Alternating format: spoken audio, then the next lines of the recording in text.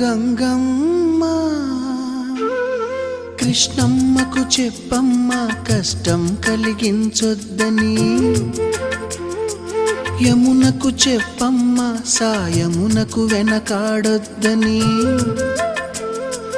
గోదారికి కావేరికి ఏటికి సెలయేటికి కురిసేటి జడివానకి దూకే జలపాతానికి నీతో బుట్టులందరికీ